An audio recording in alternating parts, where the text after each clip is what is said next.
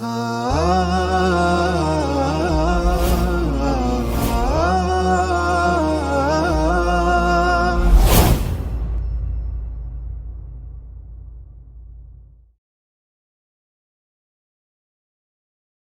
Subhanahu wa Ta'ala memberikan kelebihan bagi laki-laki yang tidak diberikan kepada perempuan, dan memberikan kelebihan kepada wanita yang tidak diberikan kepada laki-laki. Dan Allah Subhanahu wa Ta'ala melarang kita untuk saling iri atas kelebihan-kelebihan tersebut. Kita dapatkan di dalam hadis Rasulullah sallallahu alaihi wasallam ketika sahabat bertanya kepada beliau, "Ya Rasulullah, man haqqun nas bi husni sahabati?" Wahai Rasulullah, siapakah di antara manusia yang paling berhak untuk mendapatkan pengabdianku? Siapakah manusia yang paling berhak untuk mendapatkan tingkah laku yang baik dariku? Rasulullah menjawab, ummuka, ibumu. Tsumma man ya Rasulullah? Lalu siapa ya Rasulullah? Untuk kedua kalinya beliau masih menjawab, ibumu. Tsumma man ya Rasulullah? Lalu siapa? Ketiga kalinya beliau masih menjawab, ummuka, ibumu. Tsumma man ya Rasulullah? Lalu siapa? Yang keempat kalinya baru beliau mengatakan, ayahmu. Di sini ibu mendapatkan kesempatan 3 kali lebih awal, lebih dulu untuk mendapatkan perlakuan baik dari putra-putrinya sebelum ayah.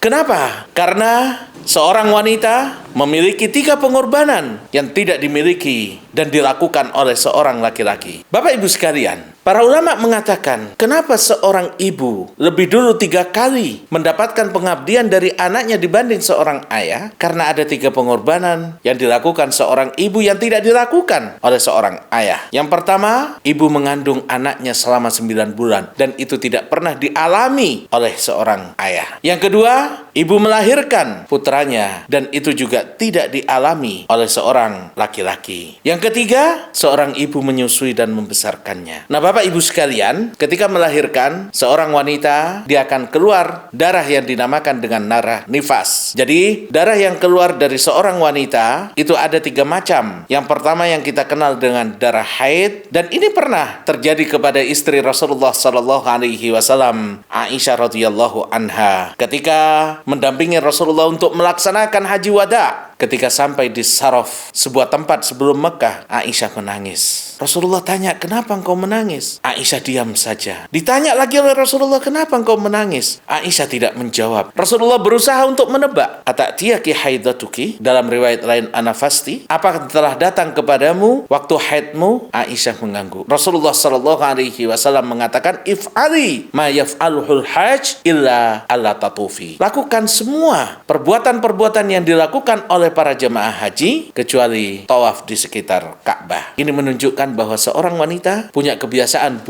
bulanan, yaitu datangnya haid. Yang kedua, yang dinamakan dengan nifas. Dulu pada zaman Rasulullah sallallahu alaihi wasallam, dalam hadis Ummu Salamah radhiyallahu anha, beliau berkata, kanatin nufasa'u. Dulu wanita-wanita yang nifas pada masa Rasulullah sallallahu alaihi wasallam, mereka duduk, artinya tidak sholat, mereka tidak puasa selama berapa hari? Arba'ina yauman, selama 40 hari. Jadi nifas itu adalah darah yang keluar saat seorang wanita melahirkan putranya. Kalau darah haid tadi, Bapak Ibu sekalian, darah haid adalah darah yang biasa keluar bagi para wanita rata-rata setiap bulan, dan warnanya adalah kehitam-hitaman, kemudian pekat, lalu baunya juga bau khas. Dan yang ketiga, darah istihadhah atau darah kotor. Darah kotor ini adalah darah yang keluar namun sifatnya tidak memiliki sifat-sifat seperti darah haid. Warnanya dia tidak kehitam-hitaman, merah segar, lalu kemudian keluarnya juga bukan di waktu-waktu yang biasa haid. Dan Rasulullah sallallahu alaihi wasallam ketika ditanyakan, faqalat ya Rasulullah, inni imra'atun ustahadh. Sesungguhnya aku adalah seorang wanita yang datang darah istihadhah, darah kotor. Apakah aku meninggalkan sholat? Kata Rasulullah, jangan kau tinggalkan sholat, tapi wudhulah setiap akan sholat, dan nanti kalau darah haidnya datang baru engkau stop pelaksanaan sholatmu. Yuk ikut jadi orang tua asuh untuk lebih dari 5.000 penghafal Al-Quran.